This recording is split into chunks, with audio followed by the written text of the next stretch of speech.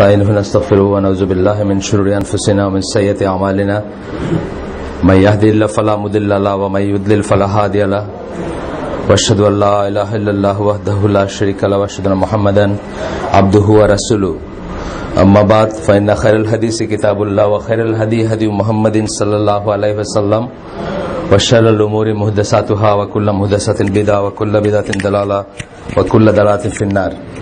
আসসালামু আলাইকুম ওয়া রাহমাতুল্লাহি ওয়া বারাকাতুহু। আমরা যেখানে শেষ করছিলাম সেখান থেকে শুরু করব ইনশাআল্লাহ। বইটার নাম তো জানেন সবাই, problems Muslims face in today's world, অর্থাৎ আজকের পৃথিবীতে মুসলিমরা যেসব প্রবলেম ফেস করে মোস্টলি ছিল সোশ্যাল এবং পার্সোনাল লেভেলের প্রবলেমগুলো।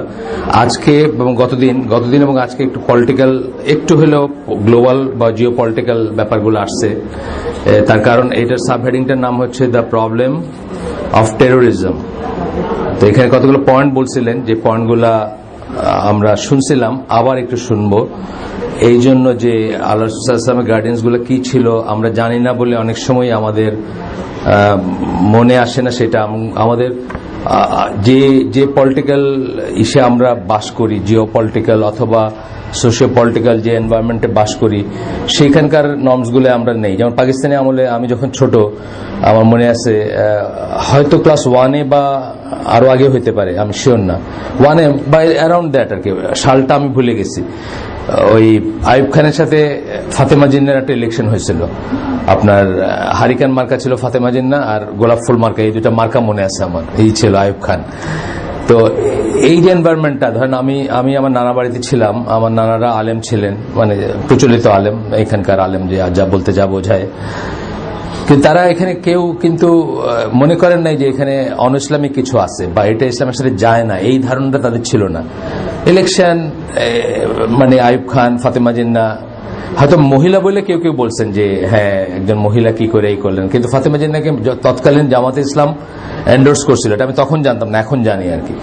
তো এই যে ব্যাপারগুলো, এই এনভায়রনমেন্টে বড় হওয়ার পরে আমরা কিন্তু অনেক সময় রিয়েলাইজ করি না যে সমস্ত জিনিসগুলো দিয়ে আমরা পলিটিক্যাল ভিউগুলো প্রকাশ করি বা মতামত প্রকাশ করি, সেগুলো আসলে ইসলামিক না।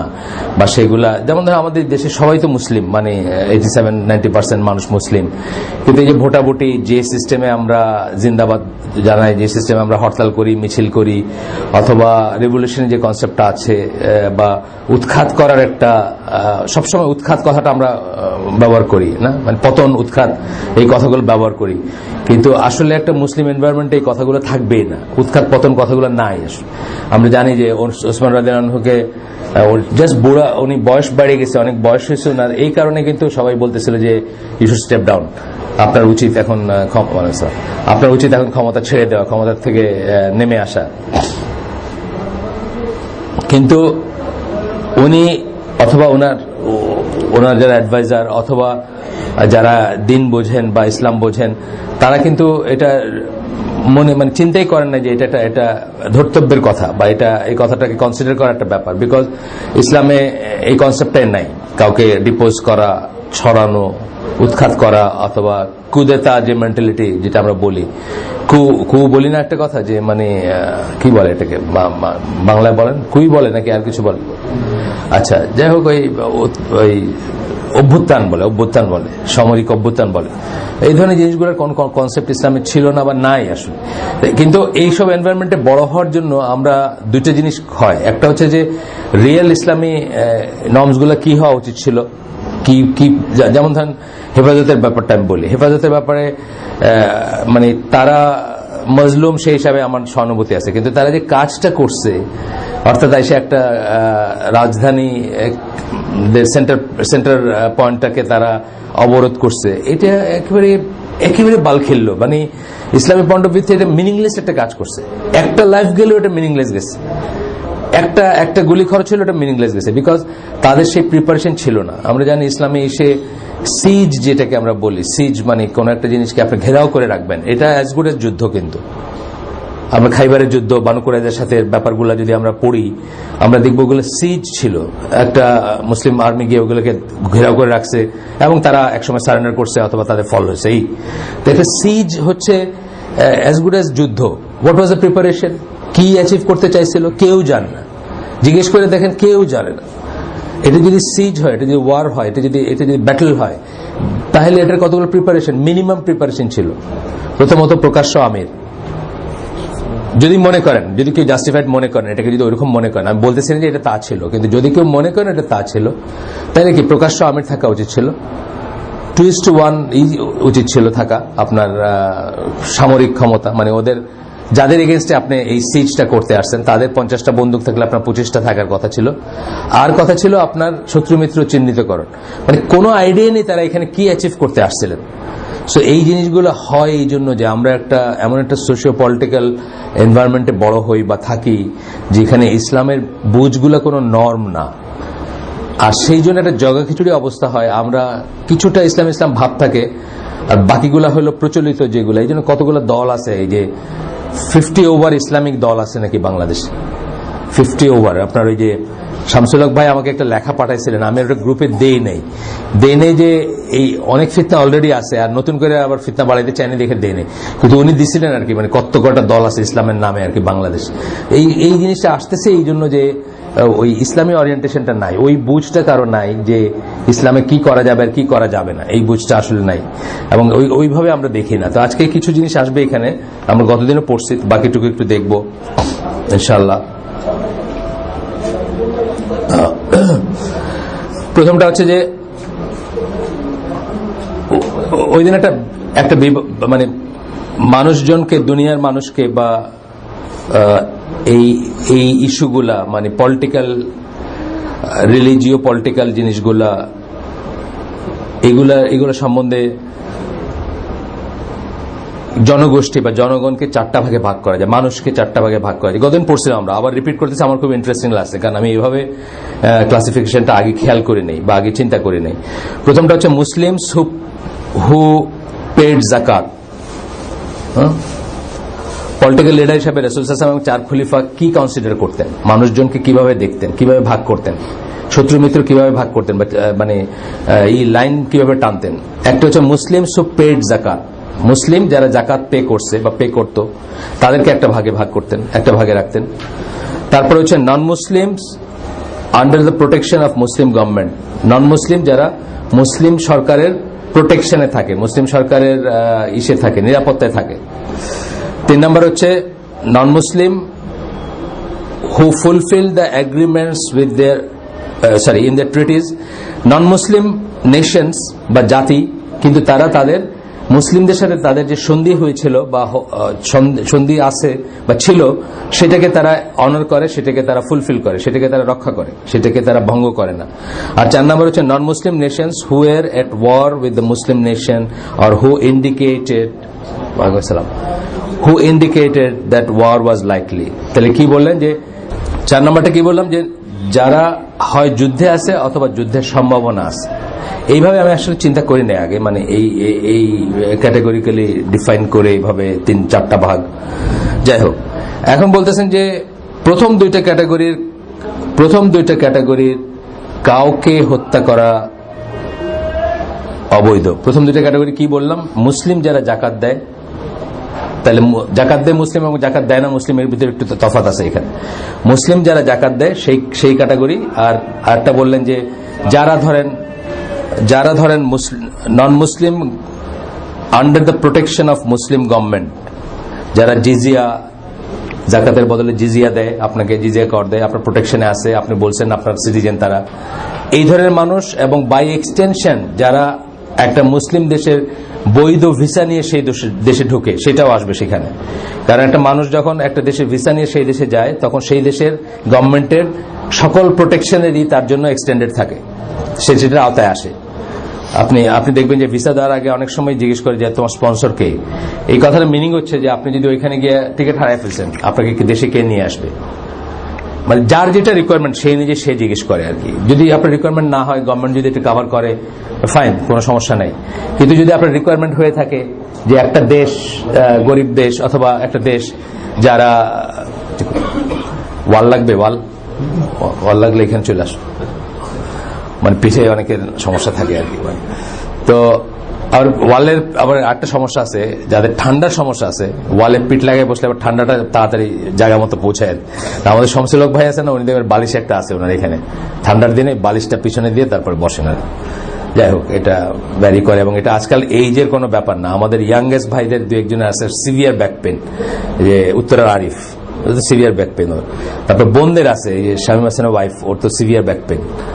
এখন বয়সের কোনো ই থাকে না। আগে আমরা মনে করতাম এই কি মাঝরাতে ব্যথা কি একটা ই আছে না, সুকুমার রায়ের বা কারো, আজ রাতে বুড়ো তুই হবি কুপকাত কি একটা ছড়া আছে, মানে পাজরা মাজরার ব্যথা হয় 60-70 কাছাকাছি গেলে।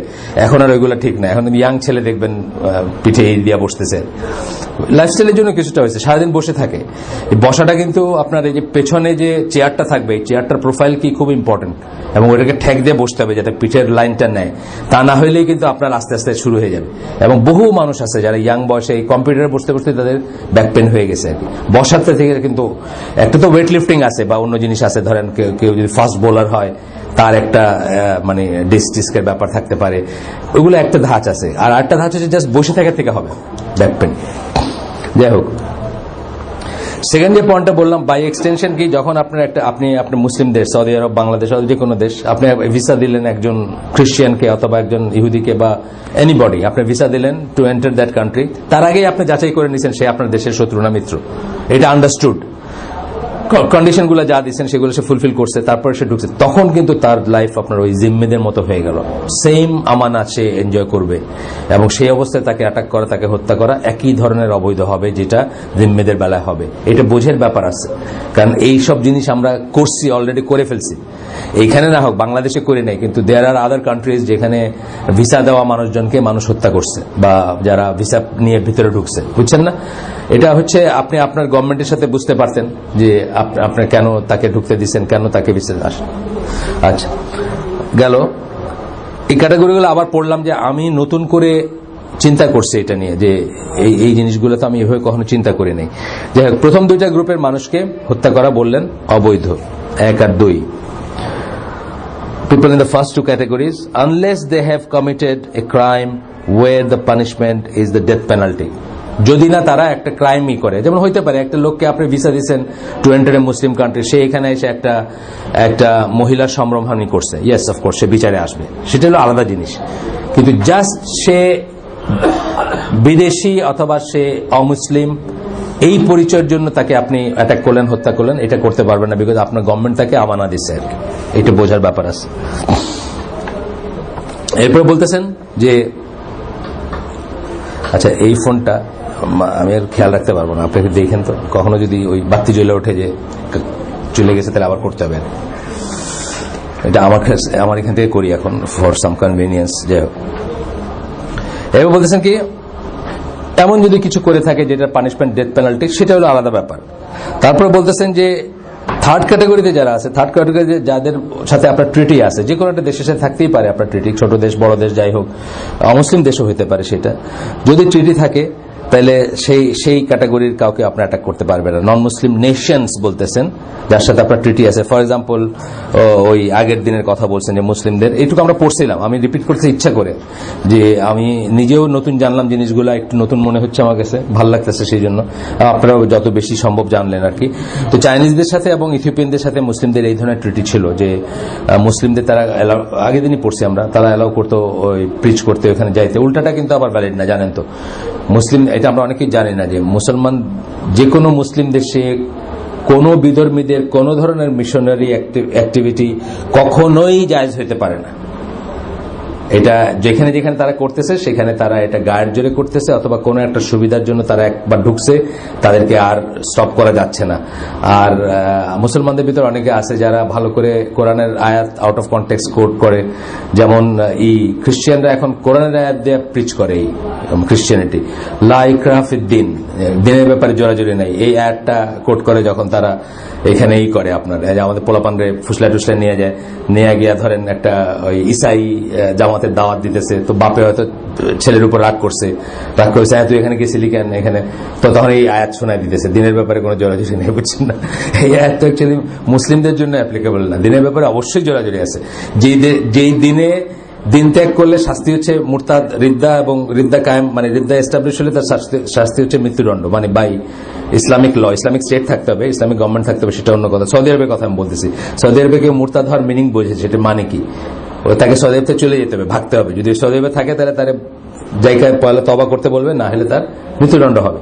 তাহলে লাইক রাফের দিন কেমনে হইলো, এটা আউট অফ কন্টেক্সট করে লাভ নেই। এটা পার্টিকুলার একটা কারণে এই আয়াতটা নাজিল হয়েছে, সেটা হচ্ছে যে আহলে কিতাবদেরকে জোর করে মুসলমান বানানো যাবে না। মদিনার যারা এই ছিলেন, মদিনার যারা পেগান বিফোর ইসলাম, মানে যারা মূর্তি পূজক যারা, তারা এটা স্বীকার করতেন যে খ্রিস্টান এবং ইহুদিরা সুপিরিয়র দিন, মানে তাদের কিতাব আছে, তারা মনোথেস্টিক এক ধরনের কইরা আর কি। এবং তারা করতেন কি, তাদের পোলাপান, অনেক সময় আমাদের দেশে এটা আছে, আমাদের দেশে কারো কোনো মহিলার ছেলে পেলে হয়, বাঁচে না, খালি মরে। তো সপ্তমটার বেলায় উনি বলেন আইতে যদি বাঁচে আল্লাহর রাস্তায় দিয়ে দিবে, এরকম বলেন না আমাদের দেশে, আল্লাহর রাস্তা মানে মাদ্রাসায় দিয়ে দিবে আর কি, হুজুর বানাইতে দিয়ে দিবে, এরকম একটা আছে। আপনাদের আছে কেন যায় না, আমাদের দেশে সিলেটে আছে, এরকম মানত করে আর কি, এটা যদি বাঁচে আল্লাহ যদি এটা দেন তাহলে আল্লাহর রাস্তায় এটা যাবে। তো তারা মদিনার ওইসব ওই পেগানরা কি করতো, তারা ওই যদি বাচ্চা কাচ্চা মরতে শুরু করতো তখন মানত করতো যে এটা যদি বাঁচে এটা ইহুদি হিসাবে বড় করবে, মানে ইহুদিদের কাছে দিয়ে দিবে, তারা তাদের দিনে পালবে এবং তাদের মতো করে বড় করবে। তো এরকম বেশ কিছু ছেলে পেলে ছিল ইহুদিদের ভিতরে। তো বানু কুরাইজা এবং বানু নাদির বা আরো যাদেরকে ইহুদি ট্রাইবগুলোকে যখন আস্তে আস্তে তারা বাধ্য হইল ছেড়ে যেতে, ওয়ালাইকুম সালাম, বাধ্য হইল মদিনা ছেড়ে চলে যেতে, তখন করলেন কি, যে যাদের আত্মীয় স্বজন আছে আর কি তাদের সাথে, যেসব মদিনাবাসীর মুশরিক এক্স মুশরিকদের আত্মীয় স্বজন আছে তাদের সাথে, তারা এখন মুসলিম, তারা বললেন যে আমাদের ছেলে পেলে ওইগুলো রেখে যেতে হবে বা ওইগুলাকে মুসলিম বানাইতে হবে বা ওইগুলো মুসলিম হবে, এরকম একটা দাবি তুললেন। ওই দাবির পরিপ্রেক্ষিতে কিন্তু এই আয়াতটা আসছিল যে জোর করে সে যদি আহলে কিতাব এসে থাকে তাকে জোর করে মুসলিম বানানো যাবে না, এইটা একটা আর কি একটা নর্ম ইসলামের। কিন্তু এটা উল্টাটা সত্য না যে আহলে কিতাব জোর করে আমাদের এখানে মিশনারি অ্যাক্টিভিটি চালাবে আর আমরা সব বগল দাওয়াবো, এটা কথা না। আপনি দেখেন এখানে কয়েক হাজার কোটি টাকার প্রপার্টি আছে আসাদ গেটের মোড় থেকে নিয়ে অনওয়ার্ড এই পর্যন্ত, বুঝছেন না? আপনি করেন তো এখানে, আপনি গিয়ে একটু ফেন্স লাগান দেখি, এখানে আপনি গাজীপুরের জঙ্গলে যান, গিয়ে একটা ফেন্স লাগায় খালি ওই আপনি দেখছেন কিনা জানেন না, যে কালীগঞ্জ বলে একটা জায়গা, কালীগঞ্জ যাওয়ার আগে আপনার যার নাম বলতেছে জায়গাটার, কালীগঞ্জের আগে পুবাইল আরিখোলার জোনে একটা ব্রিজে ওঠে, ডান পাশে একটা বিশাল চার্চ আছে, চার্চ এবং সিমেট্রি আছে, মেন রাস্তার উপর ঢাকা সিলেট রোডে আর কি। যদি আপনি উত্তরা হয়ে যান, জাস্ট ব্রিজ থেকে নামবেন, বিশাল চার্চ, সাথে উপর থেকে ব্রিজের উপর থেকে দেখা যায় ভিতরে সিমেট্রি আছে, মানে ওই কি বলে কবরস্থান আছে খ্রিস্টানদের, একদম করা ওয়াল তো মানে মেয়েদের হোস্টেলের চেয়ে বড় ওয়াল, তার উপরে হচ্ছে আপনার কি বলে আপনার ওই তার কাটা। আপনি করেন দেখি একটা ওখানে কইলা লেখেন তো এটা মানে মুসলিমদের ধর্মীয় প্রতিষ্ঠান, কালকে আপনি you are behind the bars, তাই না? কালকে জঙ্গি আপনি, কিন্তু তারা এই দেশের উপরে আমি জাস্ট এইটাই অবাক হই যে একেবারে হার্ট অফ দ্য সিটি বুকের উপরে বসে আপনার কিভাবে গাঙ্গুলি স্যার আর কি স্যার লিখে রাখছেন এখানে, XYZ সেন্ট এটা কিছু বাদ নাই প্রকাশ্যে দিয়ে রাখছে, আপনার কি বলে তার কাটার বেড়া দিয়ে রাখছে। তো এটা হচ্ছে জাস্ট আমাদের বুঝের, আনফরচুনেট যে আমাদের বুঝের অভাব। হয়তো কোনো ভালো প্র্যাকটিসিং মুসলিমরাই এগুলার দিছেন এক সময়, কি বলে পারমিশন দিচ্ছেন বা যাই হোক, সেটা সৌদি আরবে এটার খুব চেষ্টা চলতেছে। আমরা শুনছিলাম যে থিওরিটিক্যাল নাকি একটা ব্যবস্থা করা হয়েছে, কিন্তু এখনো পর্যন্ত এটা অফিসিয়ালি আমরা দেখি নাই আর কি, অফিসিয়েট করতে দেখি নাই। একটা চার্জটাকে তারা করবে অলবেট বিদেশিদের জন্য আর কি, মানে অনেক যুক্তি আছে ওইখানে, বুঝছেন না? আমেরিকানরা চাকরি করে, ফিলিপিনরা চাকরি করে, তারা কোথায় যাবে, এটা না সেটা না, এসব অনেক যুক্তি আছে। তো যাই হোক, যেটা নাই সেটা হচ্ছে আমরা কি পড়লাম যে চায়না এবং ইথিওপিয়াতে মুসলিমদেরকে তখন প্রিচ করতে দেওয়া হয়তো, ইসলাম প্রিচ করতে দেওয়া হয়তো। চায়না এবং ইথিওপিয়াকে তারা ইসলাম প্রচার করতে পারতো বা ইসলামের দাওয়াত দিতে পারতো, কিন্তু উল্টাটা যেমন আপনার চাইনিজ বা ইথিওপিয়ানরা এসব মুসলিম দেশেই করবে, এটা কিন্তু ভাইস ভার্সা না। আমরা অনেক সময় ভুল করতে পারি যে ওরা আমাদেরকে দিতেছে আমরা দিব না কেন, না, এটা সমতার কোনো ব্যাপার না, এটা ডেমোক্রেসির কোনো ব্যাপার না, এটা বুঝতে হবে পয়লে। ওরা দিলে আমরা দিব এমন কোনো কথা নেই। এই জন্য আমি অনেক সময় বলি যে ইন্টারফেথ ডায়ালগ আমরা বলি। ইন্টারফেথ ডায়ালগ দিয়ে আপনি কি করবেন? এটা ইন্টারফেথ মনোলগ হওয়া উচিত ছিল, মানে ওরা বলবে আমরা শুনবো বা একটা কিছু, ডায়ালগের কিছু নেই, কারণ কোনো গিভ এন্ড টেক নাই। তো আপনি কিছু দিতে পারবেন? আপনাকে বললো যে কোরআনের একটা শব্দ শুধু আপনি বাদ দিয়ে দেন আর আমরা আমাদের পুরা বাইবেল সারেন্ডার করে দিলাম, পারবেন আপনি? একটা শব্দ বলুন, কোরআনের একটা শব্দ বাদ দিয়ে দেন, এই শব্দটা একটু গন্ডগোলের শব্দ, আর আমরা পুরা বাইবেল আপনাদের কাছে সারেন্ডার করে দেবো, পারবো না। যদি পারবো না যখন, তখন ডায়ালগের কিছু নেই। এটা মনোলগ কেন বললাম, তারা বলতে পারতো যে দেখেন আমরা এখানে আসি, আমাদেরকে মানুষের রাস্তাঘাটে মারে, ধরেন কথার কথা, আচ্ছা ঠিক আছে তোমাদের মারবে না, এই আলোকে যা পড়লাম আমরা তার আলোকে তোমাদেরকে মারবে না, তোমরা যদি জিম্মি হও, তোমরা যদি এই গভর্নমেন্টকে ট্যাক্স দিয়ে থাকো, তোমরা এরকম কিছু একটা হইতে পারতো। কিন্তু গিভ এন্ড টেক তো নাই, লেনদেন কিছু নাই, আমরা কিছু দিতে পারবো না, কিছু ছাড়তে পারবো না, এই জিনিসটা আমাদের বোঝা উচিত। ছাড়ার কিছু নাই, বরং তারা মাইনরিটি হিসাবে যদি তারা আমানা চায়, তারা প্রোটেকশন চায়, তারা সেফটি চায়, তারা সিকিউরিটি চায়, সেটা স্টেট পর্যায়ে হোক, সেটা সোশ্যাল পর্যায়ে হোক, সেটা নিয়ে আলাপ হইতে পারে, সেটা নিয়ে ডায়ালগ চলতে পারে। কিন্তু আমাদের কিছু একটা ছেড়ে ধরেন, মানে সে বললো যে আমার পূজা মণ্ডপে আপনি গিয়ে আসতে পারেন এবং বসতে পারেন, বিনিময়ে কি আপনি বলবেন নাকি যে আমার মেম্বর থেকে তুমি খুতবা দিতে পারবা? এটা পারবেন কোনোদিন? কোনোদিন পারবেন না। সুতরাং গিভ এন্ড টেক নাই কোনো এখানে, এটা আমরা বুঝি না অনেক সময়। ইন্টারফেট ডায়ালগ কথাটা মিনিংলেস কথা, একটা জাস্ট আই ওয়াশ। আমাদের দেশে অবশ্য চেষ্টা করতেছে কিছু গিভ এন্ড টেক করা যায় কিনা, বড় বড় মৌলানা সাহেবরাও আছে এটার সাথে, ছিল বা আছে, যাই হোক। আসেন এখন তারপরে কি বলতেছে, the only permissible physical jihad is with those in the fourth, fifth and sixth category. চারটা আমরা পড়লাম, চারটার পরেও, আচ্ছা চারটার পরে আরো দুইটা ক্যাটাগরি আসছিল পরে, বুঝছি। ফিফথ আর সিক্স পরে আসছে, মানে প্রথম দিকে এই চারটা ক্যাটাগরি ছিল। এরপরে কি হলো, আবু বকর রাদিয়াল্লাহু আনহুর সময় ফিফথ একটা ক্যাটাগরি হলো, মুসলিম নাম কিন্তু জাকাত দিতে অস্বীকার করে, যেই জন্য আমরা ওই জাকাত দিয়ে প্রথম পয়েন্টটা বলছি। প্রথম পয়েন্টটা বললাম না, মুসলিম যারা জাকাত দেয়, তাহলে এখন মুসলিম কিন্তু জাকাত দিতে অস্বীকার করে। আর তারপরে কি হলো, 6 নম্বর গ্রুপ ছিল কি, রিভলিউশনারিজ এন্ড ইনসার্জেন্টস, মানে যারা রেভলিউশনারি, বিপ্লবী, এটার কোনো কনসেপ্টই ছিল না ইসলাম। একটু আগে বললাম না যে মানে আমরা যেহেতু একটা সোশিও পলিটিক্যাল হিসেবে বড় হই, যেখানে আমরা জাসদ দেখি, আমরা ছাত্র ইউনিয়ন দেখি, আমরা ছাত্রলীগ দেখি, আমরা ইউনিভার্সিটিগুলো পড়ি, আমরা স্কুলগুলো পড়ি, কলেজগুলো পড়ি, এদের সাথে তো বড় হই আমরা। এদের একটা অংশের কোন একটা যেটা ভালো লাগে শুনতে, হাওয়া, যার যেটা শুনতে ভালো লাগে আর কি, সেটা যার বক্তৃতা। আমাদের সময় আসমা আব্দুর রব্বারি ছিল খুব অনলবর্ষী বক্তা, তখনকার দিনে আওয়ামী লীগের বিরোধিতা করছে, এইটা ইটসেলফ জন্য একটা কোয়ালিটি, বুঝছেন না? এই কোয়ালিটির জন্য ঢাকা কলেজে প্রথম ইলেকশন হলো, জাসদপন্থী ছাত্রলীগ প্রথম, সারা বাংলাদেশের প্রথম হলো ঢাকা কলেজ। আমি তখন ঢাকা কলেজে পড়ি, তুমুল সাপোর্ট ওটার পিছনে, কারণ কি মানে খুব সাহসী। পরে দেখা গেল সবকটা আসলে মানে মুনাফিকের, আবার মানে কি বলবো, দেখতেই পাচ্ছেন জাসদ, এক্স জাসদ যারা, তারা কি। আসমা আব্দুর রব্বারির কথা আমি বলি, সে একসময় এসে গেছে আপনার, আমি তখন জার্মানিতে, সেই জার্মানিতে গেছে, গিয়া কি ওষুধ করাইতে গেছে, অসুখ মানে কিছু একটা করাইতে গেছে, অসুখ ছিল, ওষুধ করাইতে গেছে, মানে ডাক্তার দেখাইতে গেছে গিয়া। ওই সময় জার্মানিতে পলিটিক্যাল অ্যাসাইলামে অনেক জাসদ ছিল ওই সময়টায়, মানে জাসদের উপর পরে অনেক হয়েছে না, মানে গভর্নমেন্ট গুলো অনেক অত্যাচার করছে, যাই করছে, তারা ওই সমস্ত সে পলিটিক্যাল নিয়ে ওইদিকে গেছে আর কি। তো সে গিয়ে বলছে এগুলো সব রিনিউ করতে হবে, জাসদের সনদপত্র, সদস্য পদ রিনিউ করতে হবে, তার কাছ থেকে 22 মার্ক করে দিয়া এক একটা সার্টিফিকেট নিতে হবে। সো বাঙালিরা দে টুক টু স্ট্রিট, রাস্তায় এসে জিন্দাবাদ দিছে আসমা আব্দুর রব্বারির এগেইনস্টে। জার্মানিতে এইসব জিনিস কোনদিন কেউ দেখে নাই, বুঝছেন না? বাঙালি স্টাইলের জিন্দাবাদ, রব তোমার চামড়া তুলে নিব আমরা, এই মার্কা আর কি ব্যাপার স্যাপার হয়েছে এখানে, এবং বিরাট একটা স্ক্যান্ডাল। তো এই হইলো আসলে বিপ্লবীদের সত্যিকার চেহারা। বিপ্লবী দেখেন ফাইটটা পড়তেছে এক একটা বিপ্লবী, যেগুলো এক্স বিপ্লবী, মানে চর্বি বললে চর্বি, মানে আলিদাদের ওই আসারটা আমার মনে হয় যে তুমি যদি মানে নর্মাল হচ্ছে বেশি মোটা হয়ে থাকে, তবে নিশ্চয়ই জানো যে তুমি অন্যটা খাইছো, মানে সেই তুলনায় আপনি আজকালকে বিপ্লবী গুলো দেখেন, নড়তেই পারে না, একটা কি চেহারা এক একটা। মিনিস্টার হয়েছে এরশাদের, গৃহপালিত ছিল, সে গৃহপালিত বিরোধী দল ছিল, মিনিস্টার হলো না এরশাদের সময়, কি একটা ফুল মিনিস্টার ছিল সে। তো এই হচ্ছে আমাদের দেশে বিপ্লবীদের চেহারা, মানে এটা আল্লাহ রসুল বা মুসলিমরা অনেক আগেই জানতেন যে there is no such thing as বিপ্লব আর কি। যাই হোক, এখন ফিফথ সিক্স ক্যাটাগরি আমরা বললাম।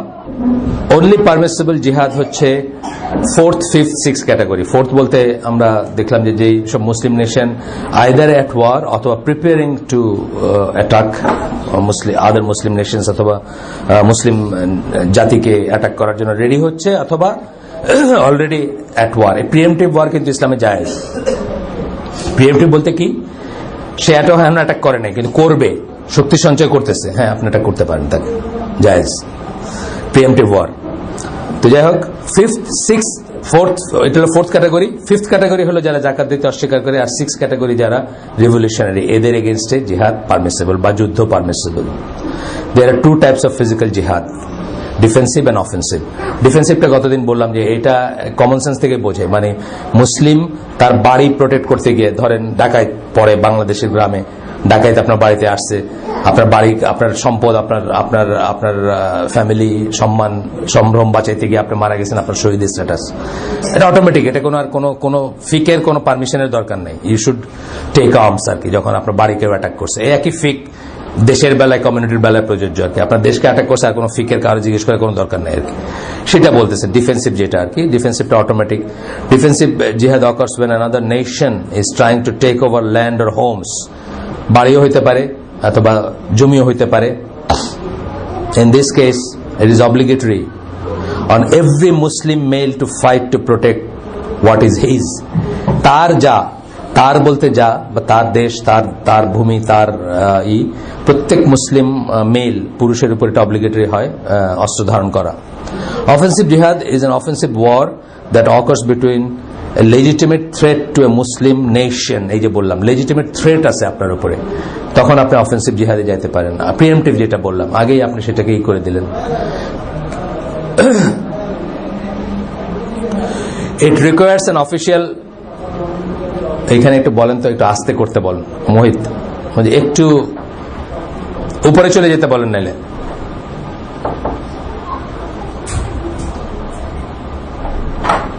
আসিফ, একই স্থলে ওই দুই দলের সভা ডাকলে 144 দ্বারা জারি হয় না? একই স্থলে দুই ইসের সভা আজ দেখা যায় না পেপারে প্রায়, কারোই করতে দেয় না পুলিশ, দেখা যায় না প্রায় একই স্থলে দুই দলের পাল্টাপাল্টি সভার আহ্বান। অনেক সময় একই দলের দুই গ্রুপ হয়। সিলেটে হইতেছে একদিন, আমি তো জীবনে দেখি নাই, মানে শুনছি এগুলা। এই গতবার আগের বাজন সিলেট না 2 বার আগে, 2-2.5 মাস আগে গেলাম, পুলিশ টুলিশ আছে সব। আমি গাড়িতে একটা সিগন্যালে আটকানো, এবং ওই জায়গাটা হলো পুলিশ কমিশনারেরই, যারা সিলেট চিনেন, কুমারপাড়া বলে, পুলিশ কমিশনারের অফিস আছে। হঠাৎ দেখলাম 15-20টা মোটরসাইকেল, ইয়াং পোলাপান, একেবারে ওপেন রামদা হাতে নিয়ে ওইখান দিয়ে যাইতেছে।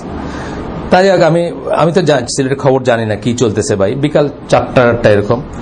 তো যে হোটেলে আমার প্রোগ্রাম ছিল ওই হোটেলে গেলাম। ওই হোটেলের ভিতরে আলাপ হচ্ছে যে ওই হোটেলের কেউ একজন আরেকজন আসছেন আর কি, উনি পুলিশের রিপোর্ট করছেন যে দেখলেন না গেল, কোন দিকে গেল, মানে ওই দেখে নাই।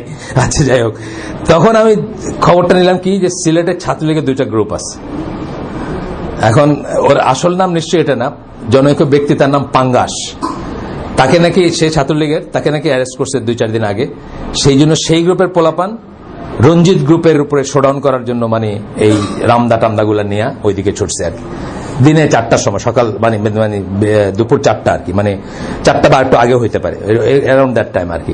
এবং পুলিশকে যখন রিপোর্ট করছেন যে দেখলেন না এটা, মানে এটা সভ্য দেশ তো, এটা তো কই, মানে আমি তো খেয়াল করি নাই, মানে দেখে নাই তারা আর কি, এসে দিকে। যাই হোক, এটাও হয় মাঝে মাঝে যে নিজেদের ভিতরেই হয় অনেক সময়। 144 ধারার কথায় আসলাম আমরা আর কি, যাই হোক। It requires an official declaration. আচ্ছা, এইখানে কি হয়েছে? It requires an official declaration of jihad made by Muslim ruler of that nation. কিন্তু এটাতে কি করতে হবে? মুসলিম রুলার অফ, সে প্রেসিডেন্ট হতে পারে, প্রাইম মিনিস্টার হতে পারে, ডিক্টেটর হতে পারে, রাজা হতে পারে, খলিফা হতে পারে, সব উনি ব্র্যাকেটে দিয়েছেন। Caliph, king, dictator, president or prime minister, যেই হোক, বাট তার লিডারশিপ স্ট্যাটাস সেই জন্য চলে যায় না। একজন মানুষ ডিক্টেটর হলে তার লিডারশিপ স্ট্যাটাস চলে যায় না, যদি ওই কথাগুলো আছে, যে কতগুলো শর্ত আছে, যদি এটা তাহলে সেই পর্যন্ত থাকে। আচ্ছা যাই হোক, তো বলছে তার সে অফিসিয়ালি ডিক্লেয়ার করবে সেটা, এটা এমন হবে না যে একটা মিলিশিয়া গ্রুপ, সে নিজের মতো নিজের, মানে সেই দেশেরই অংশ, যেটা পাকিস্তান ইন্ডিয়ার ভিতর প্রায় হয়ে থাকে, সে বর্ডার ক্রস করে গিয়ে ওখানে গিয়ে একটা কিছু করে চলে আসলো, বুঝছেন না, এটা না, এই ব্যাপারটা হবে না। আচ্ছা, তারপর বলতেছেন when undertaking jihad there are rules to be followed. এটা খুব ইম্পর্টেন্ট জিনিস। জিহাদ যেহেতু ইবাদা, তার ডেফিনেট সেট অফ রুলস আছে, সেই রুলগুলো জানতে হবে, মানতে হবে এবং পালন করতে হবে। জাস্ট লাইক সালাতের জন্য ডেফিনেট রুলস আছে, সিয়ামের জন্য ডেফিনেট রুলস আছে, হজের জন্য ডেফিনেট রুলস আছে। আপনি জানেন তো যে ধরেন কেউ আরাফার ময়দান থেকে তাড়াতাড়ি করে বাইর হয়ে মুজদালিফায় যাবে, দেখা ধরেন সানসেটের 10 মিনিট আগে বাইর হয়ে গেল, তার কিন্তু হজ বাতিল, বুঝছেন তো, তার হজ হবে না। তো এটা একটা রুল, এই রুলটা মানতে হবে। যদি আপনি হজ করতে চান এই রুলটা মানতে হবে। বেড়াইতে গেলে অন্য কথা, বেড়াইতে গেছেন হজ কেমনে হয় এটার ভিডিও করতে গেছেন, এটা ডিফারেন্ট জিনিস, কিন্তু হজ করতে গেছেন আপনাকে এই রুলটা মানতে হবে। একই ব্যাপার জিহাদের কতগুলো ডেফিনিট একটা সেট অফ রুলস আছে, সেগুলোকে আপনার মানতে হবে, জানতে হবে এবং মানতে হবে। আচ্ছা, the soldiers must follow the laws of combat sent down by Allah subhanahu wa ta'ala and explained by the Prophet sallallahu alaihi wasallam in authentic hadith. আল্লাহ রাসূল আল্লাহ যেটা পাঠাইছেন এবং রাসূল সাল্লাল্লাহু আলাইহি ওয়াসাল্লাম এক্সপ্লেইন করছেন, সেই কোড অফ কন্ডাক্ট বা সেইগুলা আপনার মেনে চলতে হবে তাকে। যেমন আপনাদেরকে গতদিন এই গল্প বলতে বলতে আমাদের হালকা শেষ হয়ে গেছিল। আমরা আপনাদেরকে বলছিলাম যে একজন আছেন, ওনার 3টা বই আছে, 3 খণ্ডে আর কি একটা বই আছে, ভেঞ্চার্স অফ ইসলাম। ওনার নাম হচ্ছে মার্শাল জি হডসন। ওনার লেখা সুন্দর, খুব সুন্দরভাবে কভার করছেন একদম অনেক দূর পর্যন্ত, ইন্ডিয়া পর্যন্ত, ইন্ডিয়াতেও মুসলিম রুল টুল এগুলো কভার করছেন এবং শুরু করছেন রাসূল সাল্লাল্লাহু আলাইহি ওয়াসাল্লামের আসার আগের সময়টা থেকে নিয়ে শুরু করছেন। তো উনি যেমন খুব সুন্দর করে এক্সপ্লেন করছেন যে তখনকার মুসলিম আর্মিগুলা কেমন ছিল, কি করত, যে তারা মনে করত, তখনকার বলতে বোঝাচ্ছেন মানে গোল্ডেন এজ যেটাকে আমরা বলি আর কি, প্রথম 4 খলিফা বা একটু পরে পর্যন্ত, যে তারা একটা জায়গায় যুদ্ধ করতো কিন্তু সেই শহরটাতে তারা মাথা নিচু করে ঢুকতো, তারা প্লান্ডার করতো না, লুটপাট করতো না, ধর্ষণ না, লুটপাট না, বা টিজিং ফিমেল মোটেই না। বলতে যে তারা প্রথম দিকে তাদের কথা বলতেছে, এখন তো এটার প্রযোজ্য না।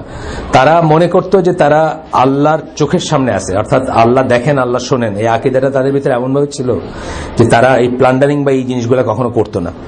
এবং কখনোই তারা মানে এই যে শত্রু, যেমন ক্রুসেডের সময় যেটা করছে খ্রিস্টান আর্মি প্যালেস্টাইনে বা অন্যত্র যেটা করছে, অন দ্য ওয়ে যেখানে মুসলিম জনগোষ্ঠী পাইছে, তারা ইনডিসক্রিমিনেটলি মানে হত্যা এবং ধর্ষণ এগুলো করছে।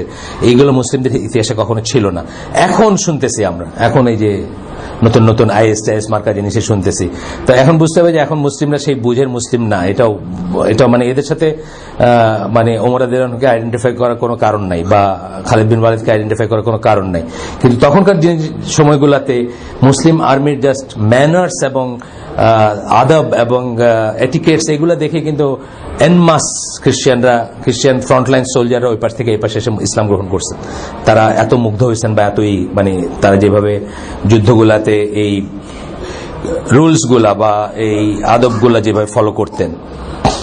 It is forbidden to kill women, children, monks, priest, এগুলো পড়ছি আমরা গতদিন। আবার আমি পড়তেছি যে আমার মনে হচ্ছে আরেকবার পড়া উচিত, জাস্ট জিনিসগুলো খুব ইম্পর্টেন্ট। সেই জন্য কালকে সাইফুল্লাহ ভাইয়ের হালাকা, আমি সাইফুল্লাহ ভাইকে বলছি একটু এই ইস্যুটা অ্যাড্রেস করতে, আইএস ফিতনাটা একটু অ্যাড্রেস করতে, আনঅফিশিয়ালি আর কি। আমি গ্রুপে দেই নাই, কারণ তাইলে আমরা জায়গা দিতে পারবো না মানুষ, এই জন্য গ্রুপে আমি আর এটা আলাদা করে বলি নাই। কিন্তু ওনাকে আমি পার্সোনালি বলছি যে ইট ইজ টাইম উনি একবার একটু ঝালাই করবেন আর কি, ওনার পয়েন্টটা বা ওনার স্ট্যান্ডটা। তারপর কি বলছে, unless they are soldiers and combatants. এখন রাব্বাই বিশপ আপনারা দেখছেন না, বার্মাতে দেখছেন না, বার্মাতে মুসলিম হত্যায় কিন্তু ইরা আছে, এই যে ওদের মংকরা আছে, তাই না? তার মানে কি তারা তখন কম্বেটেন্ট, তারা তখন আর কিন্তু প্রিস্ট না। এখন ধরেন একটা মুসলিম দেশ যদি বার্মার এগেন্সে যুদ্ধ ঘোষণা করে বা যুদ্ধে যায়, তাহলে তারা কি এই মংককে সেভ করা কিন্তু এই রুলের ভিতরে আসবে না, কারণ তারা তখন কম্বেটেন্ট, তারা যুদ্ধ করতেছে ওই সাইড থেকে। আচ্ছা, in the past some non-Muslim knew that and used their women, যেটা বললাম যে বাচ্চা এবং ওই জন্য পড়ছি আমরা, বাচ্চা এবং মেয়েদেরকে তারা হিউম্যান শিল্ড হিসাবে ব্যবহার করতো, যে মুসলিমরা এদেরকে মারবে না, সেই জন্য তারা কি করতো, এদেরকে সামনে আগায় দিত। সামনে আগায় দিলে মুসলিমরা নিরস্ত্র হইতো বা যুদ্ধটা বন্ধ হয়ে যেত বা একটা অবকাশ পাইতো তারা। যাই হোক, তারপরে বলতেছেন যে soldier follows the rules of combat, on the other hand খারেজার্স follow the rules laws of শয়তান। খারেজি স্ট্যান্ডে যারা আছে তারা শয়তানের করে, যেটা আমি বলতেছিলাম গতদিন, যে আইএস এর মাধ্যমে যে দাওয়াতগুলো পৃথিবীবাসী পাইছে, আপনি কি মনে করেন একজন নন মুসলিম কখনো কনসিডার করবে টু বিকাম মুসলিম? মানে এই যা দেখা যায়, এটা সত্য নিয়ে বিতর্ক চলতে পারে। এটা নিয়ে আপনি বলতে পারেন না, এটা তো ইঞ্জিনিয়ার, এটা তো এরকম করে নাই, ওটা তো এরকম করে নাই, অনেক কিছু চলতে পারে, এগুলো কোনো শেষ নাই। কনস্পিরেসি থিওরি কোনো শেষ নাই, আর এগুলো কথার কোনো শেষ নাই। কিন্তু আমি বলতেছি যে আপনি যা আমাদের কাছে, আমাদের পর্যন্ত যা এসে পৌঁছায় খবর, যা আমরা জানি, যা আমরা দেখি, তার বেসিসে এগুলো থেকে কেউ মুগ্ধ হয়ে ইসলাম গ্রহণ করার আমি কোনো কারণ দেখি না। আচ্ছা, তারপর বলতেছে যে এরা এরা জঙ্গলের ল ফলো করে, কার্ল মার্কসের ল ফলো করে, আরো নাম দিচ্ছেন, যাই হোক বিপ্লবী টিপ্লবী এদের ল ফলো করে। খারিজার্স কিল মেনি মুসলিমস অ্যান্ড দেয়ার নন কম্পিটেন্টস। খারিজিরা কি অনেক মুসলিম হত্যা করে এবং নন কম্পিটেন্ট যারা যোদ্ধা না তাদেরকেই করে। যেমন ধরেন ইজিপ্টের কথা আমি বলি, ইজিপ্টের আমরা ওই দিনে আপনার বলছি যে এই যুগের নতুন যুগের সবচেয়ে মানে ভয়ঙ্কর এই গ্রুপ ছিল মানে কি বলবো মানে সন্ত্রাসী গ্রুপ ছিল তাকফির ওয়া হিজরা, যে দলটা শেষ হয়ে গেছে, অলমোস্ট সবাই মরে গেছে ওদের লিডারশিপের, কিন্তু স্প্রিন্ট ওদের আদর্শটা আছে বা স্প্রিন্টের আছে এখন পর্যন্ত। তারপরে ছিল দুইটা ভাগ, একটা ছিল গামা ইসলামী, একটা ছিল ইসলামিক জিহাদ। গামা ইসলামে ছিল শেখ ওমর আব্দুল রহমান, যিনি এখন ইউএসএ তে আছেন, অন্ধ সহায়ক আর কি, যিনি লাইফ সেন্টেন্স করতেছেন ইউএসএ তে, আলেম ছিলেন, আল আজহারের গ্রাজুয়েট বা আল আজহার থেকেই করা। সূরা তওবার উপর ওনার ছিল, থিসিস ছিল, ডিসার্টেশন। উনি লিড করতেন, উনি ছিলেন গামা ইসলামিয়ার লিডার, মানে আন্ডারগ্রাউন্ড দল। আরটা ছিল ইসলামিক জিহাদ, যেটার লিডার ছিল আমানা জাহরি, এখন যে আল কায়দার আর কি নাম্বার 1, তারা ছিল। তো তারা প্রচুর মুসলিমকে হত্যা করছে ওই দেশে। মুসলিম এখন আপনি বলবেন যে এরা তো মুসলিম, এটা আমাদের দেশে চলতেছে। আমাদের দেশে প্রায় দেখবেন কে কাফের আর কে কাফের না, মানে দেয়ার আর পিপল যারা আমাদের আলেম, সাইফুল্লাহ ভাই, মঞ্জুরুল্লাহি ভাই, আকরামুজ্জামান ভাই, এনাদের পিছনে নামাজ হবে না এই ফতোয়া দিয়েছেন। দেয়ার আর পিপল অলরেডি, বিকজ এরা হচ্ছে হোম গ্রোন, গৃহপালিত, বুঝছেন না? মানে এই যে জিনিসটা, এটা কোনো শেষ নাই কিন্তু, unless you go back to রাসূল সাল্লাল্লাহু আলাইহি ওয়াসাল্লামের নর্মস, যে আল্লাহ রাসূল সাল্লাল্লাহু আলাইহি ওয়াসাল্লাম কাফের ডিক্লেয়ার করার নর্মস গুলা কি বলছেন, কাফের কখন কাউকে বলবেন, তাই না? ওই নর্মস গুলা যাবেন। ওসামা বিন জায়েদ আল্লাহ রাসূলের সবচেয়ে ক্লোজেস্ট সাহাবীদের সবচেয়ে আদর করতেন, যাকে বাচ্চা ছেলে ছিলেন, ভ্যারিয়াস রিজনস ছিল তাকে আদর করার। তাকে কি ভাষায় তিরস্কার করছেন আল্লাহ রাসূল সাল্লাল্লাহু আলাইহি ওয়াসাল্লাম, যখন উনি আয়েশা বলছেন একটা গল্প, যে একটা কাফেরকে যখন তরবারি ধরছেন তখন সে লা ইলাহা ইল্লাল্লাহ বলছে, ইয়েট হি কিলড হিম, এবং বলছেন যে আসলে তো মিন করে নাই। তার রাসূল সাল্লাল্লাহু আলাইহি ওয়াসাল্লাম, তুমি কি ওর বুক চিরে দেখছিলা যে ভিতরে বলছে কি না বলছে? সেই পর্যন্ত আপনাকে নিতে হবে। সেখানে পারলে আপনারা আমরা সবাই কাফের বানাইতেছে। সাইফুল্লাহ ভাইয়ের পিছনে নামাজ পড়বে না মানে কি? মঞ্জুর ভাইয়ের পিছনে নামাজ পড়বে না মানে কি? সে কি বলতেছে আসলে কথাটা? এটা কিছু মুসলিম মনে করে না, সিম্পল কথা। তো এই ট্রেন্ড আমাদের দেশেও আছে। আপনারা ইয়াং যারা, যাদেরকে আল্লাহ এক্সট্রা এনার্জি দিছে, ইয়াং ওই খারেজিদের ক্যারেক্টারিস্টিক্স কি, একটা দুইটার পরেই দেখবেন তারা বয়সে ইয়াং মেজরিটি, এই কথাটা আছে কিন্তু কম বয়সী। একটা দুইটা পয়েন্টের পরে 53টা পয়েন্ট আছে ইসের, ওই যে ডক্টর সালাল ফৌজান অথবা মোহাম্মদ সালাল হুসাইনের 53 পয়েন্টস আছে খারেজিদের ক্যারেক্টারিস্টিক্স, আমরা এখানে পড়ছি আগে। আপনারা দেখবেন একটা দুইটার পরে প্রথমটা হচ্ছে যে শাসকের বিরুদ্ধে কথাটাই তো আসছে, খুরুজ থেকে আসছে খারেজি। খুরুজ মানে বেরিয়ে যাওয়া, কিসের থেকে বাইরে হয়ে যায়? আনুগত্য থেকে বাইরে হয়ে যায়। কার আনুগত্য থেকে?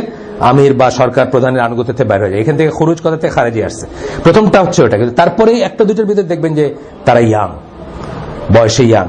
এর কারণ হচ্ছে যে ইয়াং যারা, তাদের এক্সট্রা এনার্জি থাকে, আল্লাহ তাদেরকে ওইভাবে দেন, সকল চেঞ্জগুলো তাদের মাধ্যমেই হয়ে থাকে। এইটাকেই আপনি যদি প্রপার পথে নিতে পারেন তাহলে এটা সমুদ্রে গিয়ে পৌঁছাবে, নদী।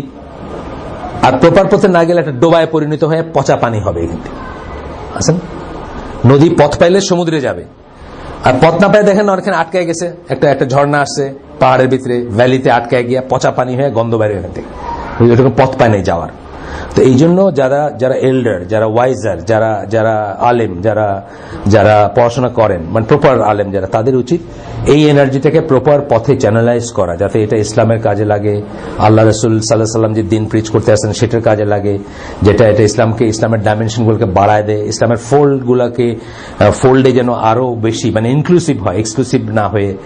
বা মানে খারেজিদের ট্রেন্ডটা কি, মানে আপনি কাফের, আলটিমেটলি হাতে রইল পেন্সিল, মানে সবাই কাফের বলতে বলতে শুধু সে ছাড়া সবাই কাফের। মানে তাকফীর যেটা করছিল আর, যে সরকার, রাষ্ট্রযন্ত্র সরকারের সবাই কাফের, তাদেরকে যেসব আলেম কাফের বলে না তারা কাফের, আর সেসব আলেমের পিছনে যারা নামাজ পড়ে তারা কাফের। তার মানে দেশে আর কেউ থাকলো না, শুধু তাকফীর ওয়া হিজরা ছাড়া সবাই কাফের। এটা হচ্ছে টিপিক্যাল একটা ট্রেন্ড আর কি। আমাদের দেশে এটা আছে, বহু মাত্রায় আছে। মানে এই যে বললাম যে আমরা গত 7 বছর 8 বছর ধরে এইসব স্কলারদের থেকে দিন নিতে পারি, কিন্তু তারা এদের পিছনে নামাজ পড়াটাও বৈধ মনে করেন না। আকরামুজ্জামান ভাই একদম বলছিলেন গাজীপুর ওইসব থেকে কোন এক জায়গা থেকে 4 জন কি সব মানে বাহাস ঠিক না, মানে কিছু জিনিস জানতে আসছে ওনার কাছে। তো জোহরের নামাজ তারা আলাদা পড়ছে, আকরাম ভাই আলাদা পড়ছে। আসরের সময় দুইজন তার পিছে পড়ছে, দুইজন আলাদা পড়ছে, মানে বাই আসর দুইজন কনভিন্স হয়েছে যে না, মুসলিমই আছে, আর দুইজনের তখন সন্দেহ আছে যে বোধহয় মুসলিম না, তো দুইজন আলাদা পড়ছেন, আমার দুইজনই। এই অবস্থায় আমরা আছি এখন আমাদের এই দেশে, যেখানে মানে সূরা ফাতিহা 99% মানুষ শুদ্ধভাবে উচ্চারণ করতে পারবে না। আমি শিওর, কোনো পরীক্ষা নেওয়ার দরকার নেই, আমি এমনি বললাম যে 99% মানুষ যেটা ছাড়া সালাত হয় না, সেই সূরাটা ঠিক মতো উচ্চারণ করতে পারে না। সেই দেশে এই অবস্থা। তারপরে আর একটু বেটার যারা আছে, যারা আরো বেশি দিন জানে, যারা আরো বেশি বুজুর্গ, ইয়াং জেনারেশনের ভিতর, তাদের কথা ছেড়ে দিলাম। আচ্ছা আসেন, এরপর বলতেছেন কি, ইট ইজ ফরবিডেন। আচ্ছা গেল এটা খারেজি। তখন বলতেছেন যে দা বম্বিং, আমি আপনাদের বলতেছিলাম যে আমি আল কায়দা লিডার ওসামা বিন লাদেনের উপর অনেক পড়াশোনা করছি, এবং দেয়ার ওয়্যার কোয়ালিটিস তার ভিতরে যেগুলো একদম ক্লোজেস্ট টু সুন্নাহ। কিন্তু নাইরোবির এম্বাসি বোম্বিং এর পরে আমি আর তাকে এন্ডোর্স করতে পারিনি, কারণ that was by all token, by all norms, that was an act of terrorism, সোজা কথা। কারণ ওইখানে ইনডিসক্রিমিনেটলি মানুষ মারা গেছে, মুসলিম মারা গেছে, কাফের মারা গেছে, বাইস্ট্যান্ডাররা মারা গেছে। এইটা কোনোদিন ইসলামের পদ্ধতি হতে পারে না। সেই দিন থেকে আমি আর কখনো তাকে এন্ডোর্স করতে পারিনি। কিন্তু তার আগে পর্যন্ত তার অনেক ভালো কাজ ছিল, এবং মেনি সুন্নাহ ক্যারেক্টারিস্টিক্স ছিল তার ভিতরে, মানে তার কথায়, বার্তায়, তার ড্রেস আপে, তার ম্যানার্সে অনেক সুন্নাহ জিনিস ছিল। কিন্তু এই একটার পর থেকে আমি আর কোনোদিন তাকে এন্ডোর্স করতে পারি না হোলসেল, বিকজ এটা জায়েজ না, এবং এটা এই না। আপনারা জানেন যে 3টা শর্তের কথা আমি বলছিলাম, যে প্রথম 3টা শর্ত একটু আগে বলছি হয়তো, শত্রু মিত্র চিহ্নিতকরণ একটা, ওখানে যে একটা মুসলিম মারা গেছে, একটা মুসলিমের দাম আল্লাহর কাছে পৃথিবী এবং পৃথিবীতে যা আছে তার চেয়ে বেশি। একটা মুসলিম বেঁচে থাকা অবস্থায় আল্লাহ কিয়ামত সংগঠিত করবেন না, কোন মুসলিম কিয়ামত দেখবে না। মুসলিমের যে এই স্ট্যাটাসটা আছে, আপনি এটাকে একেবারে পাত্তাই দিলেন না। আপনি কয়টা মুসলিম মরলে কি হয়েছে, 10টা ইসের সাথে 5টা মুসলিম মরলে কি হয়েছে, বুঝছেন না ব্যাপারটা? মানে এইখানে মানে অনেক লাইন ক্রস হয়েছে। তারপরেও আমি বলতেছি, মানে এইটা একটা, যেমন ধরেন উদাহরণ, এমবেসি বম্বিং এর অনেক পরে, এটা 96 এর ঘটনা ছিল বোধহয় না, এমবেসি বম্বিং 96 এর অনেক পরে, 2001 সেটা পরের কথা, অনেক পরের কথা, তার আগেই আর কি। সুইসাইড সম্বন্ধে আমরা গতদিন একটু পড়লাম, সুইসাইড সম্বন্ধে আমরা গতদিন পড়লাম রাসূল সাল্লাল্লাহু আলাইহি ওয়াসাল্লামের হাদিসটা কি, যে সেটা যেভাবে কেউ মরবে সুইসাইডের সময় সেভাবেই সে মরতেই থাকবে জাহান্নামে, মানে পারপিচুয়ালি ডেথ হবে তার, এই হাদিসটা আমরা পড়লাম। The Kharijis who also follow rogue leaders who have no state authority and they allow these leaders to declare jihad. The true Muslim recognizes that jihad is only lawful when it is declared by a legitimate ruler or head of state or a legitimate leader. Ruler, head of state অথবা legitimate leader, যেমন ধরেন state না থাকতে পারে তার, কিন্তু সে আমিরের ওই পয়েন্টগুলো, আমিরের ওইগুলো ফুলফিল করবে, আমিরের কন্ডিশনগুলো ফুলফিল করবে, লেজিটিমেট হবে। আমরা এসে পড়ছি যে আমরা এখানে যে বইটা পড়তেছিলাম, কি জানি, religious extremism in the lives of contemporary Muslims, এখানে পড়তেছিলাম বইটা। আরো একটা বই পড়ছি আমরা এখানে, আকিদার বই পড়ছি, এই বইটাতে পড়ছি। ইমাম নওয়াবী কি বলছেন, এইসব ডিসিশনগুলো কারা নিবে? People who tie and untie. Tie and untie মানে যারা বাঁধে এবং খোলে। কি বাঁধে কি খোলে? যারা বললে কারো আনুগত্য হয়, আর যারা খুলে ফেললে আনুগত্যটা সরে যায়। এর কারা? এরা হচ্ছে মুজতাহিদ আলেমরা এবং গোত্রপতিরা। একদিকে মুজতাহিদ আলেম, আর দিকে গোত্রপতি। যে জন্য আমি বলি, অনেক সময় যখন আইএস নিয়ে প্রশ্ন করে আমাদেরকে, আমি বলি যে এইটা নিয়ে আমাদের নিয়ে মাথা ঘামানোর কোনো প্রয়োজনই নেই, কারণ এটা ডিসাইড করবে কারা, ওয়েদার আমরা আইএস টাইপের কেউ, অথবা আমি বলি যে বসেন এখানে, বসেন আসেন। আমি আসলে বলি যে গোলাপ সাহেব মাজারের এখানে একটা লোক দাঁড়ায় বললো যে আমার নাম অমুক XYZ, কালো পতাকা একটা হাতে নিয়ে বললো যে আমি খোরাসান থেকে আসছি, এবং আমি আপনাদের, বাই দ্য ওয়ে খোরাসান থেকে কালো পতাকার হাদিসগুলো সহি না, এখানে জাকারি ভাই বলে গেছেন দুইটা, গত হালাকার আগের হালাকাতে, মানে লাস্ট যে হালাকা আসছিল সেটাই বলছেন। তো যাই হোক, ওই বলতেছেন যে আপনারা সবাই আমার আনুগত্য করবেন, আমি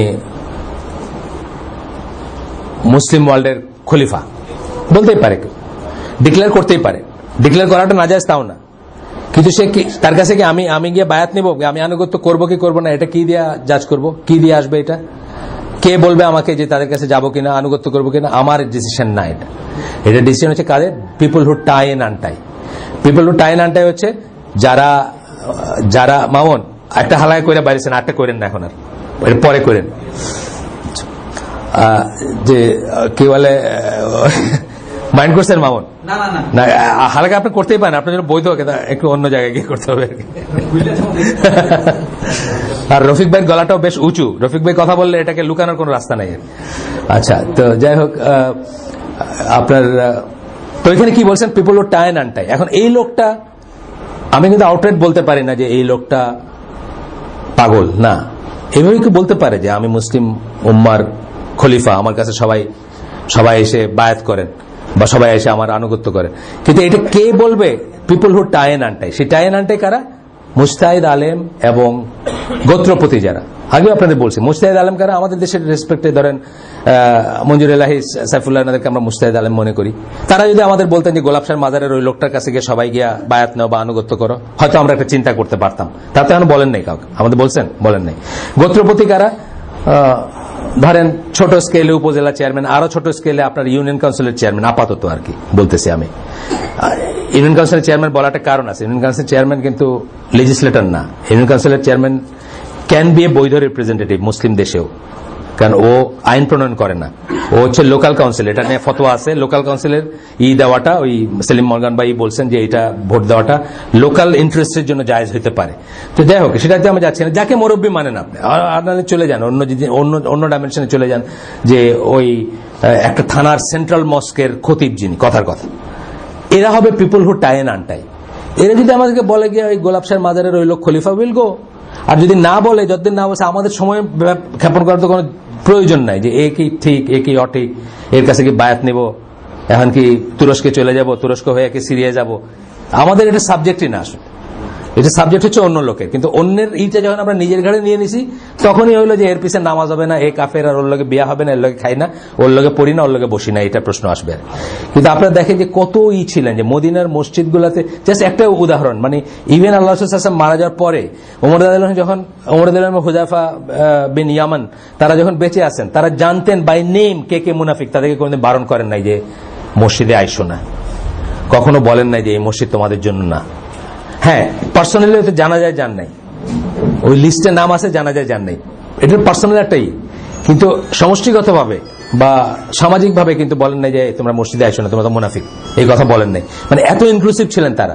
সেখানে আজকে আমরা দুই ছাত্র কোরআন হাদিস পড়া একজন আলেমের পিছে ফতোয়া দিয়ে দিতেছি আমার অনুসারীদের, যে এদের পিছে নামাজ হবে না, নামাজ পড়ে না তোমরা, আছে আমাদের দেশে, আছে, চিন্তার ব্যাপার আছে।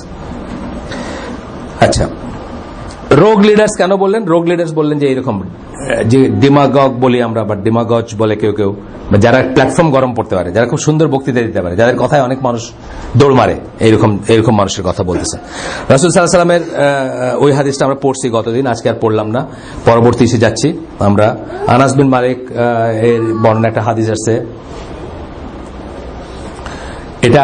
এটা বোধহয় পড়ছিলাম, তবুও আবার রিপিট করলাম যে মৃত্যু চাবেন না কখনো।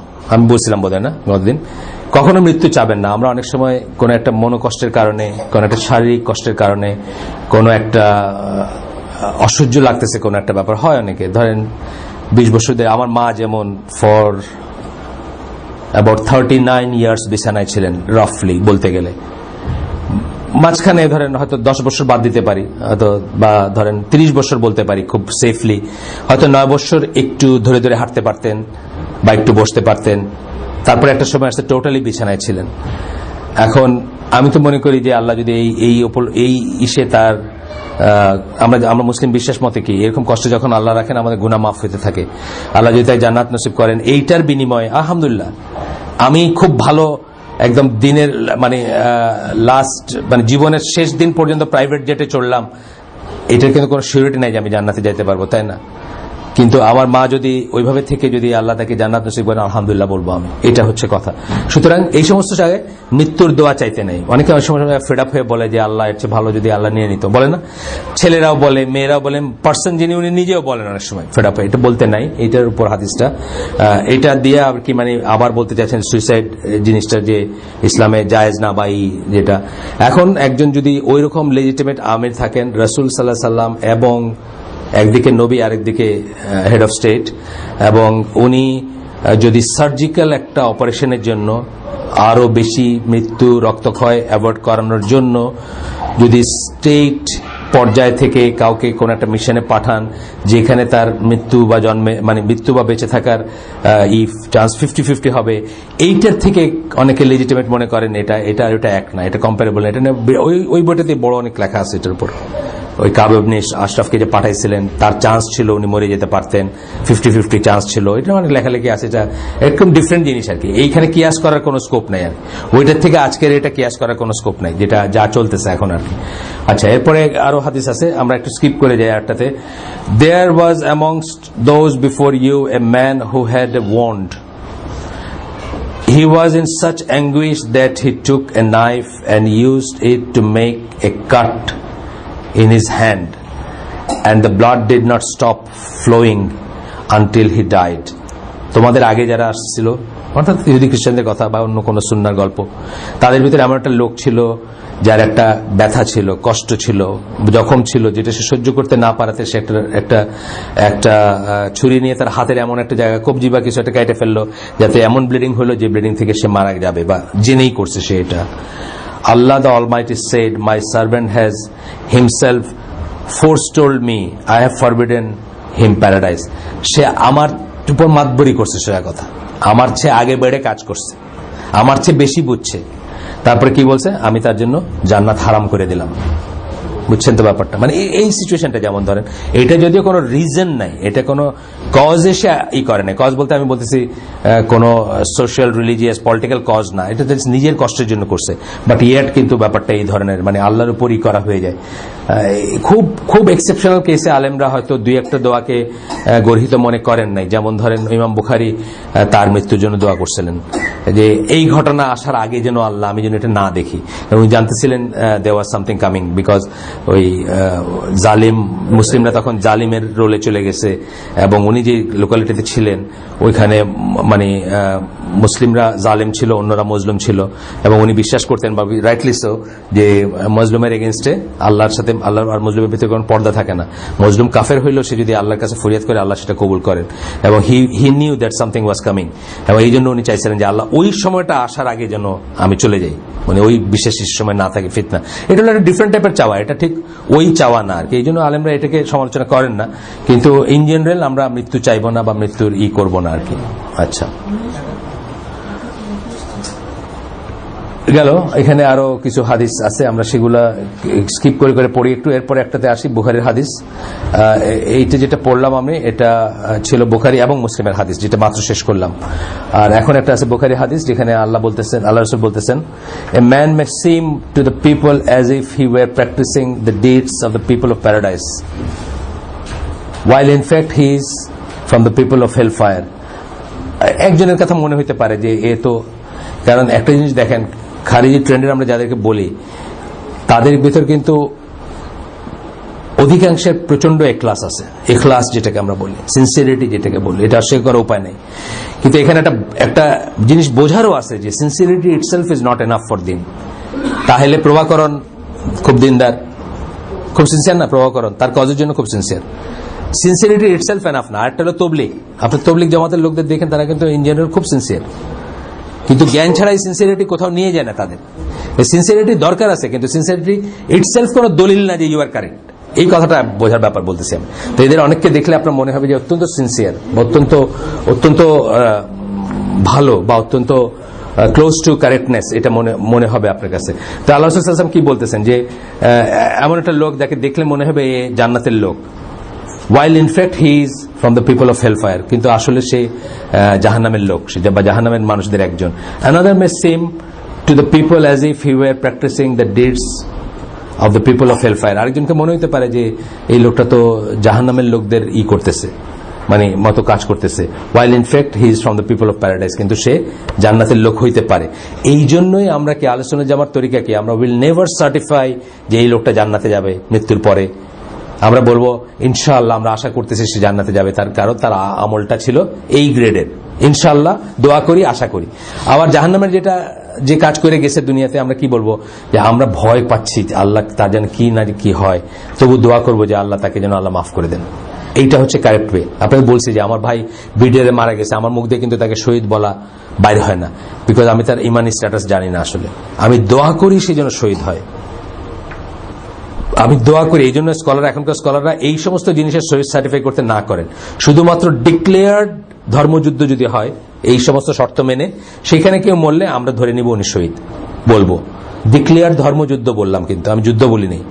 হ্যাঁ, আর না হলে এইসব জিনিস, যেমন ধরেন এটা তো আসলে যেভাবে মারা গেছে বিডিআর যারা মারা গেছে তাদের শহীদ হবার কথা, এটা শহীদের হিসেবে পড়ে, কিন্তু নিশ্চিতভাবে বলতে পারবো না আমরা, কারণ তার ইমানি স্ট্যাটাস আমরা জানি না।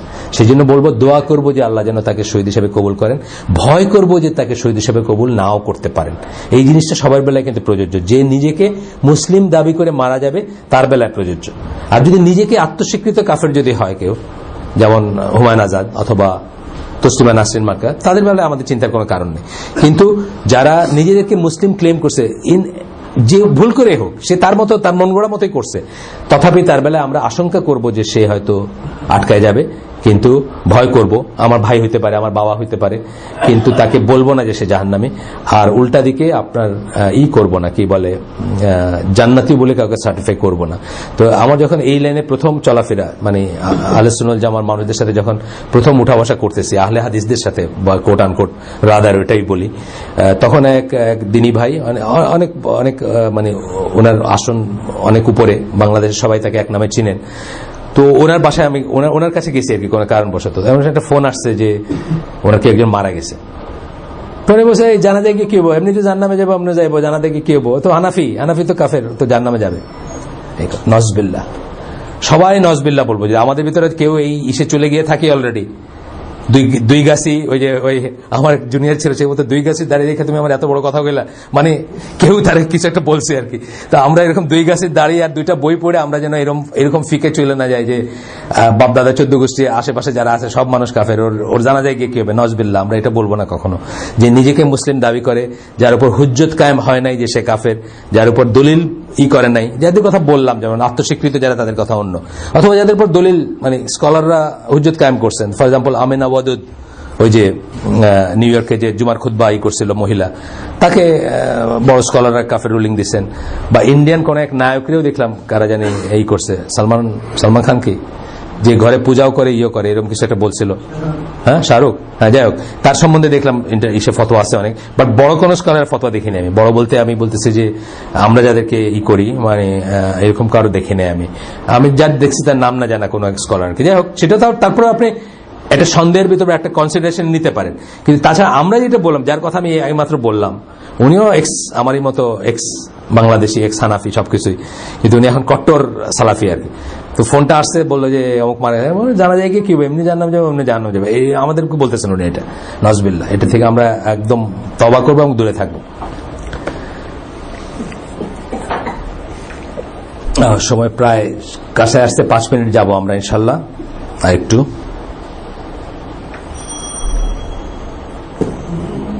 আচ্ছা,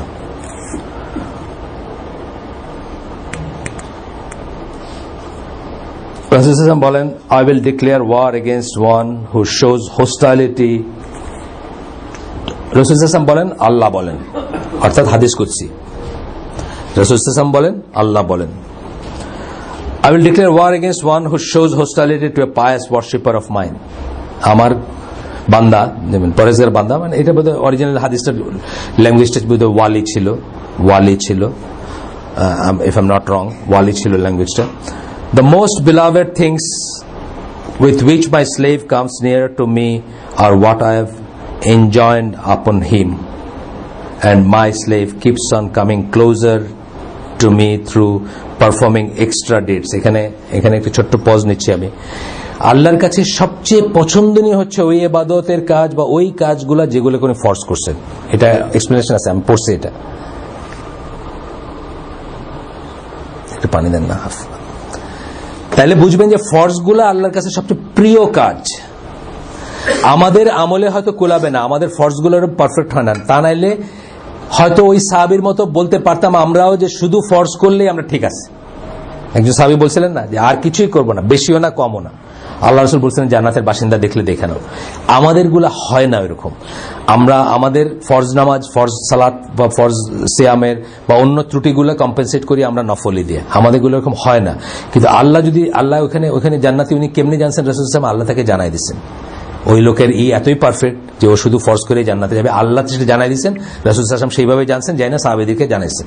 তা আমাদের তো এরকম হয় না, সুতরাং আমরা অন্যগুলো করবো না তা না, কিন্তু প্রায়োরিটি যখন দিব তখন বুঝবো যে আল্লাহর সবচেয়ে প্রিয় কাজ হচ্ছে যে কাজগুলোকে উনি ফরজ করছেন। হ্যাঁ, আর নফল কাজগুলা করে আমরা আরো ক্লোজ হই আল্লাহর, এই বোধটা আমাদের ভিতরে রাখবো। এখানে আমরা অনেক ভুল করে ফেলি। আমরা আমার দেশের মানুষ, এখানে এই মজলিসে যারা আছেন তাদের সমস্যা নেই, এটা আমি জানি, এখানে যারা আছেন তাদের কিছু সমস্যা নেই। তা আমাদের দেশের মানুষের ইন জেনারেল এই সমস্যা আছে।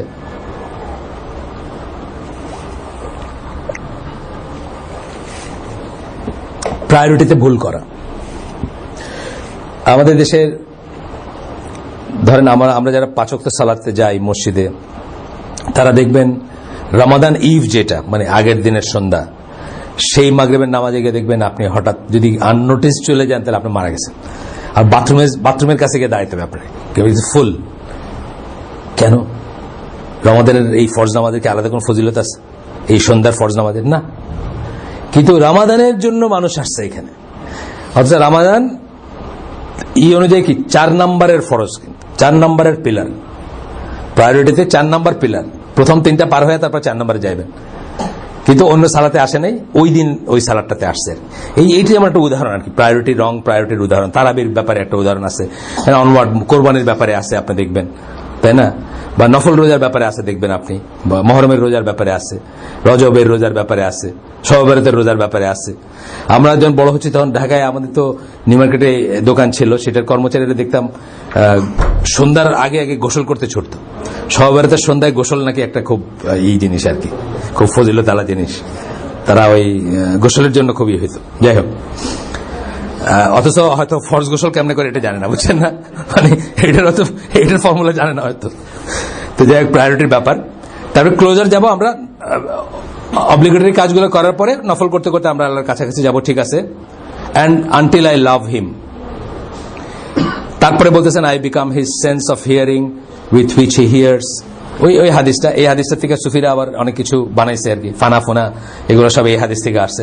ব্যাপারটা সেটা না, মানে সে শুধু সেই জিনিসই শুনবে, মানে আল্লাহ বিরুদ্ধ কোনো জিনিস শুনবে না, আল্লাহ বিরুদ্ধ পথে চলবে না ইত্যাদি বলা হয়েছে এখানে এই হাদিসটাতে। His sense of sight with which he sees, his hand with which he grips, his legs with which he walks, মানে সে আল্লাহ বিরুদ্ধ পথে হাঁটবে না ইত্যাদি। কিন্তু এখানে কি হয়েছে, আল্লাহর মানে ওয়াদাদুল ওয়াজুদ হয়ে গেছে আর কি, সুফিরা এটারে বানায় ফেলছে যে আমি তো আল্লাহ হয়ে যাই, আল্লাহ আমি হয়ে যাই, বুঝছেন না? এরকম হয়ে গেছে। আচ্ছা, গেল।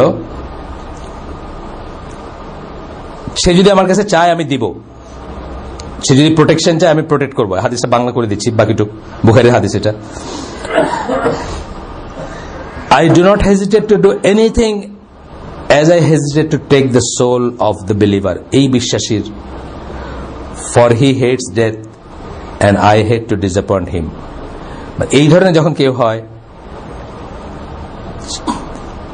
আমি হেজিটেট করি, মানে এইরকম আর কিছুতে হেজিটেট করি না, তার জানটা কবজ করার সময় বা তার জানটা নেওয়ার অর্ডার করার সময় বা নেওয়ার সময় যেটুকু আমি করি। কারণ কি, সে হয়তো মরতে চায় না বা সে মরতে চায় না, এবং আমি তাকে ডিসঅ্যাপয়েন্ট করি যে সেটা আমি পছন্দ করি না। I hate, for he hates and I hate to disappoint him, আমি তাকে নিরাশ করতে পছন্দ করি না। অর্থাৎ তার মৃত্যুটা আল্লাহর কাছে কষ্টের, বা আল্লাহ হেজিটেট করেন, বা আল্লাহ লজ্জাবোধ করেন, বা আল্লাহ করেন, মানে না চাওয়া একটা কাজ করেন আর কি, তার মৃত্যুর কাজটা। The Kharijite scholars can read all of these clear proofs from the Quran and Sunnah. আমরা সব পড়ি নাই, কিন্তু তারপরে বলতেছেন খারিজিদের যারা স্কলার আছেন তারা এই সব কিছু পড়তে পারেন। পড়ে থাকতে পারে, can read, sorry, and still say that suicide bombing is permissible if one has nothing else to fight with. The Prophet Muhammad sallallahu alaihi wasallam did not make this exception in this hadith. আল্লাহ রাসূল সাল্লাল্লাহু আলাইহি ওয়াসাল্লাম এখানে কোনো exception করেন নাই যে হাদিসগুলো আমরা পড়লাম ইল্লা বা এক্সেপ্ট বলে কোনো কথা বলেন নাই। কয়েকটা পড়ছি আমরা, সব পড়ি নাই, অনেক আরো আছে, এগুলোতে কোনো এক্সেপশন করেন নাই, বলেন নাই যে না যদি এরকম। আপনাদের গতদিন বলছিলাম না যে 4000 লাইফের এগেনস্টে একটা লাইফ ওমর রাদিয়াল্লাহু আনহু স্যাক্রিফাইস করতে চান নাই, যে এখানে 50-50 চান্স ছিল যে উনি মরতে পারেন। 4000 লাইফের শত্রু বাহিনীকে করতে পারতেন, কবজা করতে পারতেন, একটা লাইফের চান্স ছিল 50-50। গতদিন যারা ছিলেন জানেন, যারা ছিলেন না তাদেরকে বলতেছি যে একজন কথা উঠলো যে ওই ক্যাটাপোল্ট বলে হচ্ছে যে ইসের মতো, ওই গুলতির মতো করে একটা বাঁশে বাঁকায়া এটার উপরে একটা পাথর দিয়ে মারলে ওই পাথরটাকে পড়ে উল্টা সাইডে।